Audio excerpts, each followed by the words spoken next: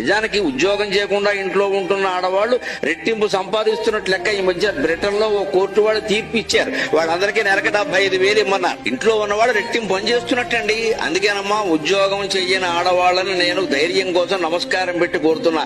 ఎవరైనా మిమ్మల్ని not working అంటే ఎలాట్ వర్కింగ్ అని చెప్పండి. నాట్ వర్కింగ్ ఏంటమ్మా పనికి వెళ్ళమాట. కడిగి కూర్చున్నారా, మంచంగా పడుకున్నారా? వర్కింగ్ లో ఉన్న వాళ్ళకి ఒక సమయం ఉందండి. ఇళ్ళకి సమయం లేదండి, ఎక్కడ ఆదివారం లేదండి, అమావాస్య లేదండి, అనారోగ్యం వచ్చిన దిక్కు లేదండి. నిజం కదా ఇది? పక్కా నిజం.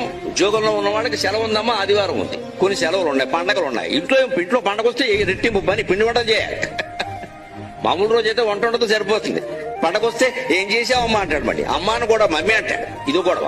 అమ్మ అన్న కూడా తెలిస్తేగా. మరి రెట్టింపు పని చేస్తున్న ఆడవాళ్ళని నాట్ వర్కింగ్ అంటారేమిటండి? ఎలాట్ వర్కింగ్ అంటే మనం పని అంటే మన దృష్టిలో సంపాదించేది మాత్రమే పని అనుకుంటాం. ముందు